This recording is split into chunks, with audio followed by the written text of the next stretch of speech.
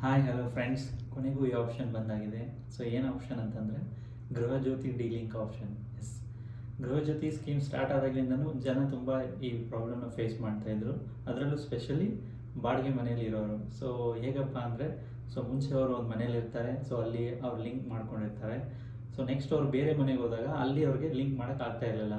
ಯಾಕಂದರೆ ಒಂದು ಆಧಾರ್ಗೆ ಒಂದು ಅಕೌಂಟ್ ಐ ಡಿ ಮಾತ್ರ ಲಿಂಕ್ ಮಾಡಲಿಕ್ಕೆ ಸಾಧ್ಯ ಇತ್ತು.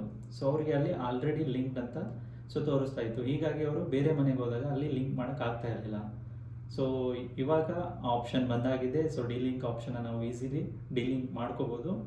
ಸೊ ಸುಮಾರು ಆಲ್ಮೋಸ್ಟ್ 1.5 year ಆಯಿತು ಸೊ ಸ್ಟಾರ್ಟ್ ಆದಾಗಿಂದ. ಸೊ ಇವಾಗ ಆಪ್ಷನ್ ಎನೇಬಲ್ ಇದೆ. ಇವಾಗ ನೀವು ಅಲ್ಲಿ ಮುಂಚೆ ಮನೆಯದು ಡಿಲಿಂಕ್ ಮಾಡಿಕೊಂಡು ಬೇರೆ ಮನೆಗೆ ಲಿಂಕ್ ಮಾಡ್ಕೊಳ್ಬೋದು. ಸೊ ಅದು ಹೇಗೆ ಅಂತ ನಾನು ನಿಮ್ಗೆ ತೋರಿಸ್ತೀನಿ, ಬನ್ನಿ. ಡಿಸ್ಕ್ರಿಪ್ಷನಲ್ಲಿ ನಿಮಗೆ ಲಿಂಕ್ ಕೊಟ್ಟಿರ್ತೀನಿ. ಸೊ ಆ ಲಿಂಕ್ನ ನೀವು ಕ್ಲಿಕ್ ಮಾಡಿದಾಗ ನಿಮಗೆ ಈ ಥರ ಸ್ಕ್ರೀನ್ ಡಿಸ್ಪ್ಲೇ ಆಗುತ್ತೆ.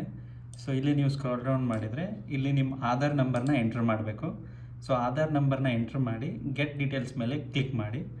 ಸೊ ನೆಕ್ಸ್ಟ್ ನಿಮಗೆ ಈ KYC ಆಪ್ಷನ್ ಬರುತ್ತೆ. ಇಲ್ಲಿ ನೀವು ಮತ್ತೆ ನಿಮ್ಮ ಆಧಾರ್ ನಂಬರ್ನ ಎಂಟ್ರ್ ಮಾಡಿ ಈ ಚೆಕ್ ಬಾಕ್ಸ್ನ ಸೆಲೆಕ್ಟ್ ಮಾಡ್ಕೊಳ್ಳಿ ಮತ್ತು OTP ಆಪ್ಷನ್ನ ಚೂಸ್ ಮಾಡಿ.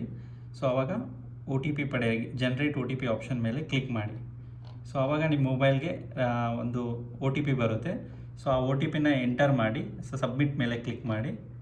ಸೊ ಆವಾಗ ನಿಮಗೆ ಡೀಟೇಲ್ಸ್ ಡಿಸ್ಪ್ಲೇ ಆಗುತ್ತೆ. ನೀವು ಒಂದ್ಸಲಿ ನೋಡ್ಕೊಳ್ಳಿ ಅದು ನಿಮ್ಮ ಡೀಟೇಲ್ಸ್ ಕರೆಕ್ಟಾಗಿದೆಯಾ ಅಥವಾ ನಿಮ್ಮದೇನ ಅಕೌಂಟ್ ಐಡಿ ಅಂತ. ಸೊ ಡೀಟೇಲ್ಸ್ ಕರೆಕ್ಟಾಗಿದ್ದರೆ ನಿಮಗೆ ಅಲ್ಲಿ ಮೇಲಿನ ವಿವರಗಳು ಸರಿಯಾಗಿವೆ ಅಂತ ಒಂದು ಆಪ್ಷನ್ ಇದೆ. ಅಲ್ಲಿ ಎಸ್ ಅಂತ ರೇಡಿಯೋ ಬಟನ್ನ ಸೆಲೆಕ್ಟ್ ಮಾಡ್ಕೊಳ್ಳಿ.